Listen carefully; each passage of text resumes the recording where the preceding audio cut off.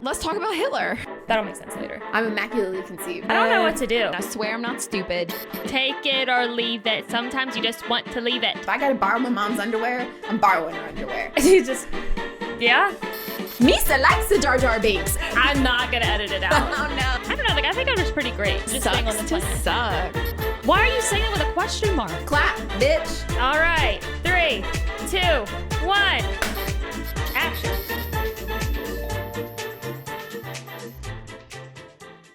And we're live. I'm Anna. And I'm Jessica. And this is Why Are You Yelling? Welcome to an F1 Academy recap and review. Surprise, surprise. We're actually going to do it. Yeah, we had to figure out when to even come and film this. So here we are. We're doing it. So we are going to be recapping the race in Jeddah. It's the same circuit they race on for F1 in Saudi Arabia. I am now aware that it is its own country and not the same as Bahrain. So the more you know. She doesn't do maps good. In case you didn't know. In case you didn't know, I really don't. Okay, so we're going to go over all the results, the standings, standout performances. But before we get into anything too detailed, too serious, I'm going to do a quick refresher because I know all y'all don't remember all the facts about F1 Academy because I surely have trouble remembering everything. If you're new or just need a refresher, F1 Academy is an all-female single-seater racing series launched by Formula One to support rising female talent on the path to higher racing categories. You could equate it to like F4 in terms of like a racing series. That's about the level they're at. Yeah. So all 18 drivers are backed by either a Formula One team or one of the series' official partners. So you'll see some that are backed by like McLaren or Red Bull or Ferrari or Mercedes. You've got Charlotte Tilbury, then you have Red Bull, Ford, and now there's an American Express one. So yeah. Is Tommy Hilfiger still one? Yes. Yeah. Yep. Because I remembered them last year. So the race weekend format, it's a little different than F1. So each round features up to 2 free practice sessions, 1 qualifying session, and then 2 races. In their 1 qualifying session, wherever they place, for one of the races, they do a reverse grid order for, is it the top 8? And then the other race that they do is just the normal qualifying order. And with race 1, the points are like slashed in half, so the points don't count as much. So like basically, because if you're 8th and then you're technically starting on pole, you're not going to get the full points that you would have actually gotten if you got pole position for the next race. And they also have 3 tires for the entire weekend, so they kind of have to figure out how to spread those across all those different sessions. So far, we haven't had anything. Like only 3 sets of tires total? That's it. Yep, 3 sets of slicks. Yeah. Well, and I do know that their races are much shorter. They're much shorter, and I don't know what compound. I haven't been able to figure that out. Like, what's equatable to is it a C4? I'm not sure. But they get 3 for the whole weekend, so they kind of have to make those last and kind of decide how they're going to use them. And so far, we've only had.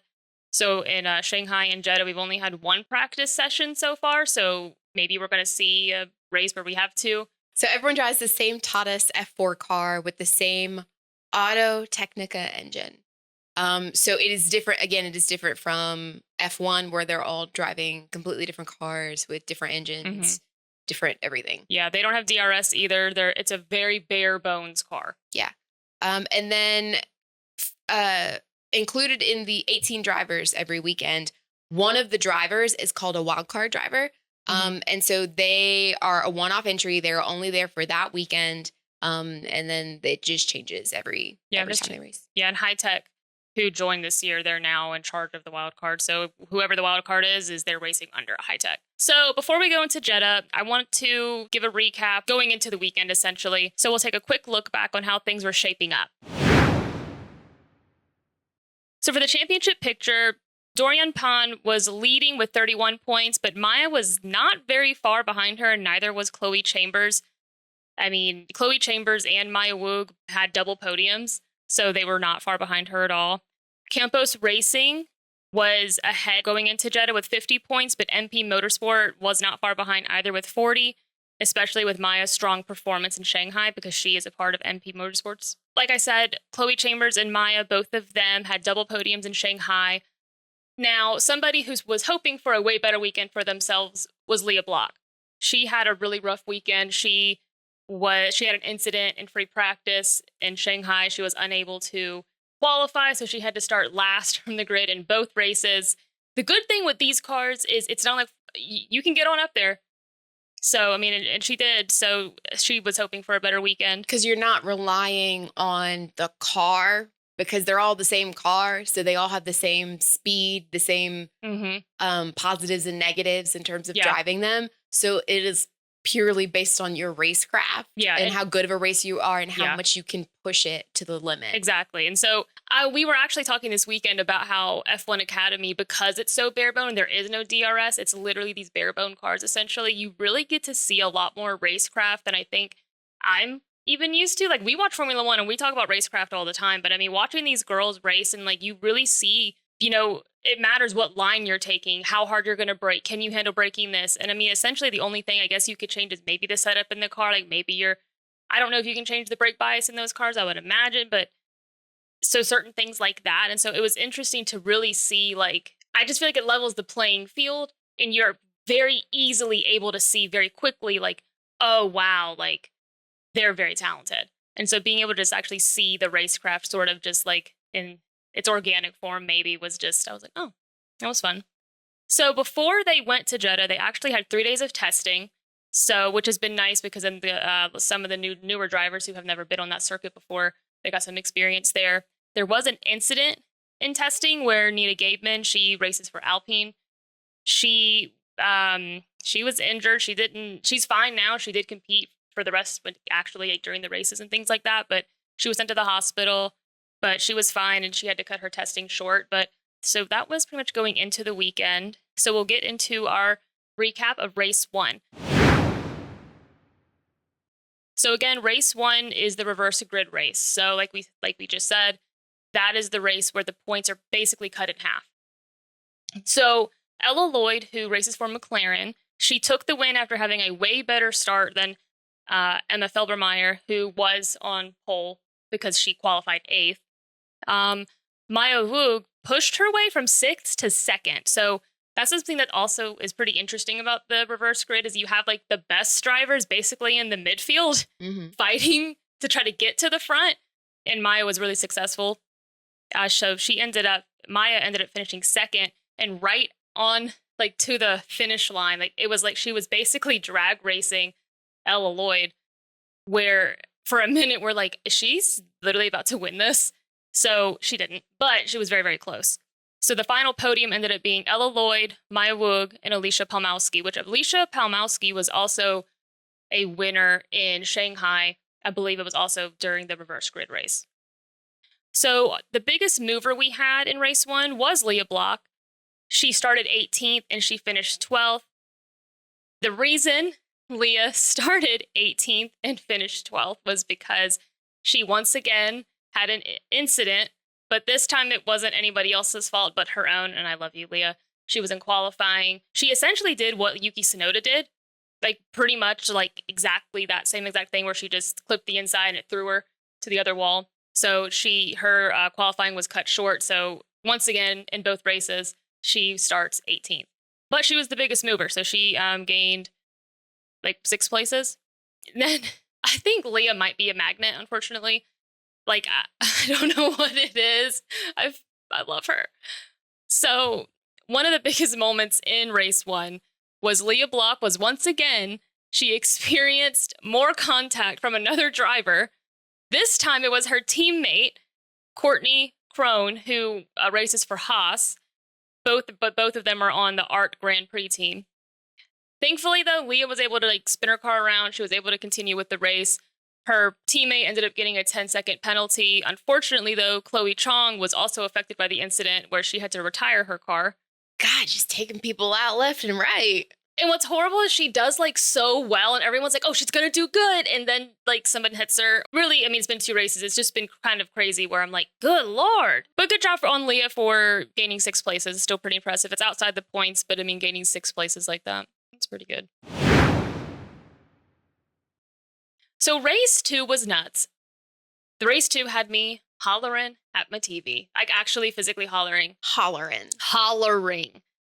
So the biggest takeaways are, so Maya Weug, she took the win from P3 despite crossing the line at second.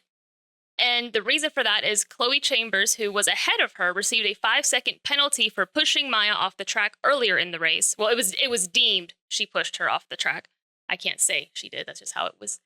They said she did. I'm not saying she did. I think it was racing. So Chloe, though, so like I said, Chloe crosses the line in first place, but she has that 5-second penalty. So that's why Maya takes the win. That being said, she creates a 5-second gap from herself to Dorian Pan. And that's how she's able to maintain second, which was I'll get into that a little bit more in a second, because how it happened was like nuts. The final podium ended up being Maya Weug, Chloe Chambers, and Dorian Pan. So the biggest mover once again was Lia Block, because like we said, she had to start off in 18th. She ended up finishing 14th. There was not nearly as much movement in this race as there was in race 1. I think that's pretty much because, like we said before, race 1, all the best drivers essentially started in the middle. That's why you see so much movement. But Lia, she started 18th. She finished 14th. And somebody who did the opposite of that, though, unfortunately, was Emma Felbemeyer. She lost 7 places after starting 8th, and she finished 15th. There may have been an incident there. I can't recall one off the top of my head. So, like I said, the biggest storyline of this particular race was essentially, so Chloe Chambers qualifies first. She is the American driver who races for Red Bull Ford. So she's in kind of the lighter blue Red Bull car. So she ended up getting a 5-second penalty after she and Maya had an incident, and it was deemed she pushed her off track, or that Chloe pushed Maya off track.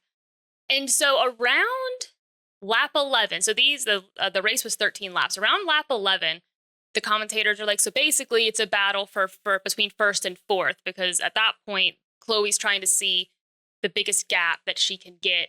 And at that point, it was like still 4 seconds from fourth place. So they were like, the podium's bye-bye.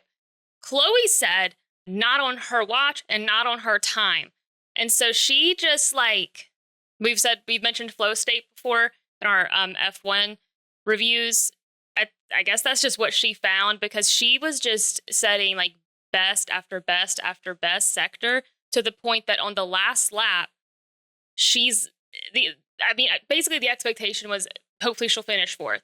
No, she finishes second, because she builds the gap so quickly. I mean, like I said, this is lap 11. So it was on lap 3, the last lap of the race at this point. There was 4.8 or 9 seconds between her and Dorian, who was in third. And everyone's like, is she going to do it? And she just sets these amazing sector times. She ends up getting the fastest lap on the last lap of the race, where she finishes a 1/10 of a second ahead. So it ends up being like 5.1. So she ends up being able to be second. And it was nuts, because it was like down to the wire. I was very stressed because, like I said, it was sort of a race recap. Our first F1, the first episode we had where we touched upon F1 Academy, I had said that I think Chloe Chambers is the one everybody should actually watch out for, because right now the favorites are Maya and Dorian, which fair enough. I mean, Maya's insane and Dorian is too. But like Chloe, I'm like, it's going to be that one right there. And then she pulled that trick out of her hat, and I was like, that's what I thought. I was not shocked. I knew, but I was screaming. I was like, go! So I was stressed, but that's pretty much race 2. So the final podium again ended up being Maya, Chloe, and then Dorian.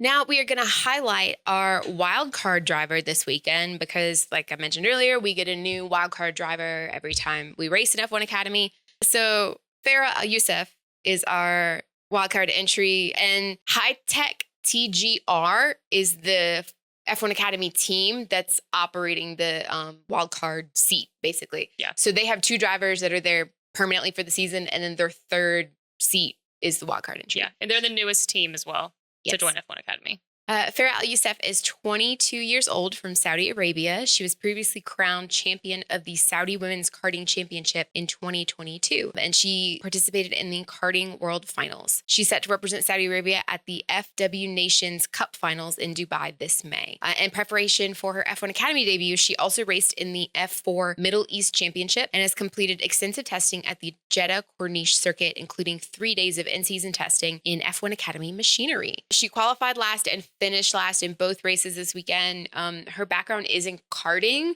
not so much in like single-seater Formula One style cars. Yeah, I don't know how much experience she has in that either, because when I was looking at it, because I was kind of surprised because a lot of the wild cards, some of them have performed really well. And so I was a little surprised when I saw that she was sort of just last the whole time. I think sometimes these wild card, like they bring a wild card in, it's not necessarily because they think they're a secret weapon as much as they see somebody who they see promise in. They want to give them some experience on track. Mm-hmm. So I think that's probably like really what it was about. If I was her and I had like basically no formula experience, I'd be like, let me in the back, please. I just want to drive the car. Yeah, I mean, part of F1 Academy's whole mission, its reason for existing, is to give female drivers the opportunity that they otherwise might not have to get experience in these types of cars. And I mean, that includes drivers who may not have experience driving any type of car that's like this one. But the thing is, like, you can't get experience until you're given the opportunity to get in there and do it. And everybody has a first time where they're, driving that type of car for the first time. And so maybe this could have been hers. Yeah, I'm thinking that it was. I like that they brought like a Saudi Arabian like female driver into there. Like that was their choice rather than like, oh, let me just find. And normally the wild cards tend to be like local. So I mean, it makes sense because you're not then having to pay to fly them in and things like that. Yeah. So now we'll take a look at the updated standings after this weekend. So our top 5 drivers are Maya Weug with 59 points, Dorian Pan with 52 points, Chloe Chambers with 47, Alicia Palmowski with 36, and Alba Larson with 28. So after this weekend, Maya has now surpassed Dorian to be the lead in the Drivers' Championship. Our team standings are Campos Racing, 91 points, MP Motorsport with 89, and Prima Racing with 71. So Campos went into the weekend being number 1. They're leaving going number 1. That being said, MP is like right behind them with like a 2-point difference. So they coming. Okay, now we're going to do a driver spotlight. So, we have 18 drivers on the grid total. We already talked about our wild card entry, but there are 17 other drivers on the grid who are there permanently for the season. And so we're going to highlight a different driver that's a permanent driver every episode, which, I mean, we won't get through all of them because they only have a handful of races. Yeah, there's only 7 season. rounds total. We're already 2 in. Yeah. We're about to go to the 3rd one next weekend. So our driver spotlight for this week is Alba Larson from MP Motorsports. She is the Tommy Hilfiger car. Hilfiger? Hilfiger.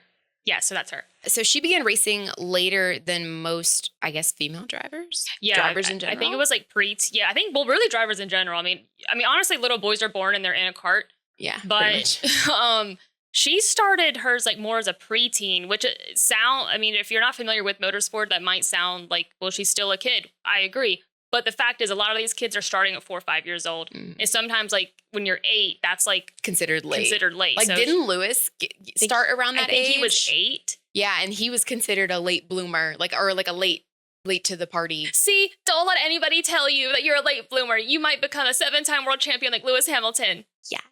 So she's the youngest on the grid. I believe she's the youngest. I'm pretty sure she is. I kept hearing that. And then at one point I heard somebody say one of the youngest. So at the very least, she's a youngin'. She's a baby. She scored points in all 4 races so far. And reminder, they do 2 races each weekend that they do race. So she seems to be naturally gifted. Yes.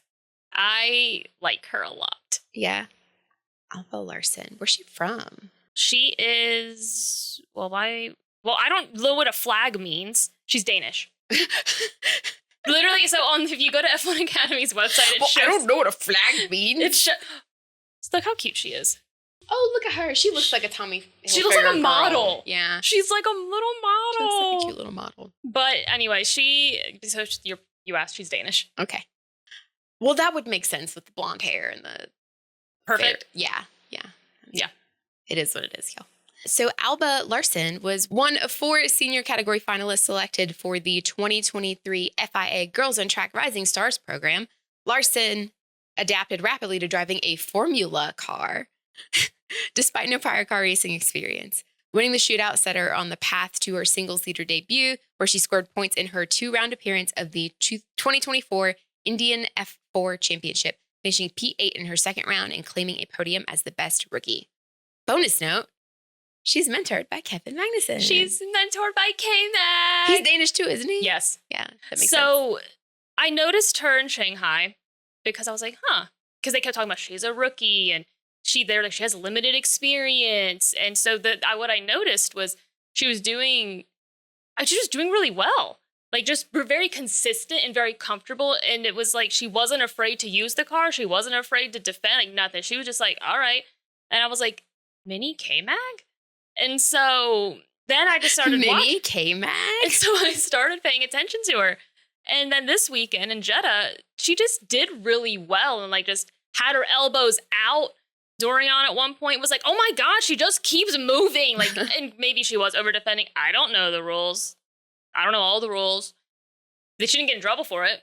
So, not that I'm aware of. I think she's going to be one of those people, because this is her first year in F1 Academy, so I anticipate she'll do another. But it's interesting to hear that she has limited experience and got started late, but she's just naturally inclined to it. Some people are like that. Yeah. And it's beyond frustrating It is. It's when so you're annoying. the person who is not naturally gifted at something but want to be so badly. And you're like, who is this bitch? So the problem... Just out driving everybody. Ain't never done this a day in her life. Exactly. See, my problem is if I'm just not good at something, I'm just not going to do it. So like if I try something, I'm not immediately good at it. Not for me then. I'm not one of those. I'm either naturally inclined or it ain't for me. But no, she was just somebody who, I wouldn't even say she did anything over the top. It was just that she was very consistent and just didn't drive like somebody I would expect. Like I bet, knowing her limited experience, she just drove like somebody who had been driving for a while. So I think everybody should just keep an eye out for her. Okay. She's coming. And she's mentored by K-Mag, so really watch out. Watch it. And for those who don't know, Kevin Magnussen is a former Formula One driver. That I've said that before and fucked it up. So I know. And then you told me you didn't. Roll the tape. And then messed it up the second time. And you're like, you still did it. But Kevin Magnussen used to race for Haas, and he is now in IndyCar, right? No, where's he racing? IMSA, that's He's right. doing endurance racing. I Yes. saw him at the Daytona 24 roll. I didn't see him. I saw his car. I have a picture of it. But it wasn't like anything. I mean, he was just in the car. So he's gonna be at Petit Le Mans in Atlanta later this year. But yeah, he moved to IMSA. That's what it was. With BMW. I remembered. I was like, I remembered that he moved to a different series. Yeah. And apparently the only other series I know is IndyCar. So That's okay. All right, so now looking ahead, the next race is going to be in Miami. They will be racing with Formula One. Welcome to Miami. So, like I said, the next race it's round 3 in Miami. Basically, we're headed to the U.S. It's a street circuit. I'm still keeping my eye on Chloe Chambers. That's my girl. I just am like, and she's on home soil.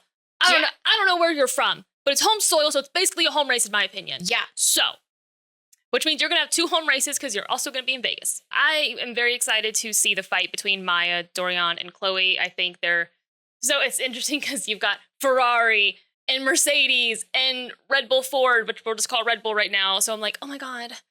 It's like what we kind of see sometimes in F1. Yeah. So pretty fun. I think that if you're somebody who really enjoys racing, and I know some people are kind of turned off because the cars aren't as fast or they are inexperienced, and I understand that, watching Formula One, watching like the top drivers in the entire world with the most like technologically advanced piece of machinery on 4 wheels basically is very exciting. So going back a few steps might seem like it might not be as fun. I think if you give it a chance and sort of actually just absorb it and you think of it more like, wow, you're really watching somebody's pure talent. Not to say that F1 drivers, it's not always a pure talent, but like we've said before, it's unfortunate with some drivers in F1 where they get stuck in a car that just is never going to be a top car, no matter how good they are. So that's something that is, it's a common frustration within the F1 fan base. And So with F1 Academy, if you can just overlook the fact that the cars look kind of like Matchbox cars. I love that. See, I love that. They get like when I see them on the track and actually driving. They look like that. They look like Senna's car. They look like old school, like little Matchbox. They kind of look like toys. And then you compare it to like the actual, like the F1 car, and you're like, oh my God, it's just. I love how the Formula 3 and the Formula 2 cars look. And I love how the F1 Academy cars look. And I think it is because they look more like the cars They're from the a little 90s. simpler. Yeah. They just look, because the F1 cars have all these contours and everything to the body of it. And it just looks like an alien spaceship. Everything's aerodynamic this. And if I do this, that's the name of the game. Exactly. But yeah. These F1 Academy cars, which is like a F4 level type of car, they're very pared down, and it just looks funny. But if you can overlook that it looks like a Matchbox car, and maybe you embrace it and just envision that you're watching like an old school race or something, just kind of get that vibe, the nostalgia, then just overlook that, and then we'll be rock and rolling. If you were to watch it and to not watch it through the lens that you watch Formula One in, and you watch it for what it is, and you take into account that you're going to see things you never see happen in Formula One because of the fact, one, they're still going fast. So don't be fooled into thinking they're like turtles. They're not. They're moving. They're just not going 200 miles an hour. But you see so much racecraft, and I think you just see like more interesting overtakes that people can get away with because of the fact that, they're not in a rocket ship. And so to me, I think that if you are somebody who appreciates racing and the racecraft part of it, I guess is what I'm getting at.